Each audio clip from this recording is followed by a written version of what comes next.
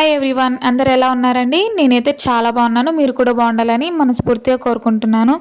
ఈరోజు టాపిక్ వచ్చేసి ఓల్డ్ బ్యాంగిల్స్ని న్యూగా ఎలా చేసుకోవాలనేది మీకు చూపిస్తానండి. పాత గాజులన్నీ మనం పడేస్తాం కదండి, ఆ స్టోన్ పోయినాయనో లేకపోతే కలర్ పోయిందనో ఏదో ఒకటైతే పడేస్తాం కదండి. అలా పడేయకుండా వేస్ట్ అయిన వాటిని మళ్ళీ కొత్తగా ఎలా రీయూజ్ చేసుకోవాలో మీకైతే ఈరోజు వీడియోలో క్లారిటీగా చూపిస్తానండి. దానికోసమైతే నేను ఒక 4 బ్యాంగిల్స్ తీసుకున్నాను. ఫస్ట్ తీసుకొని టూ సపరేట్ చేసి జాయింట్ అయితే చేశానండి. వీడియోలో చూపించే విధంగా రెండు ఒక జాయింట్, ఇంకో రెండు ఒక జాయింట్ అయితే చేశాను. అలా చేసిన తర్వాత కొద్దిసేపు అయితే వదిలేయండి. గమ్ మొత్తం ఆరిపోవాలి కదండి, అందుకే ఒక 5 మినిట్స్ అయితే వదిలేయండి.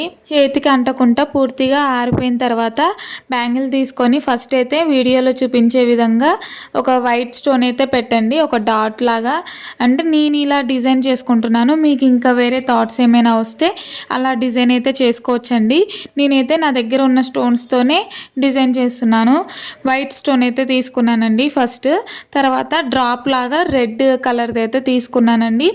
అటొకటి ఇటొకటి అయితే స్టిక్ చేశాను. 4 సైడ్స్ ఈక్వల్గా అయితే పెట్టండి వీడియోలో చూపించే విధంగా. ఇంట్లో పాడైపోయిన బ్యాంగిల్స్ అని పడేయకుండా ఇలా రీయూజ్ చేసుకుంటే మళ్ళీ యూజ్ చేసుకోవచ్చండి. మనకు కావాల్సిన కలర్ మ్యాచింగ్ కలర్స్ చేసుకోవచ్చు. వీడియోలో చూపించే విధంగా ఒక బ్యాంగిల్ మీద గమ్ పెట్టేసి స్టోన్స్ పెట్టండి. మళ్ళీ నెక్స్ట్ సైడ్ కూడా మళ్ళీ గమ్ పెట్టేసి మళ్ళీ లైన్ లాగైతే స్టోన్స్ పెట్టండి. అట్లా 2 లైన్స్ లాగా వీడియోలో చూపించే విధంగా అలా టూ లైన్స్ గమ్ అయితే పెట్టండి. లాస్ట్కి లుక్ అయితే ఇలా వస్తుంది.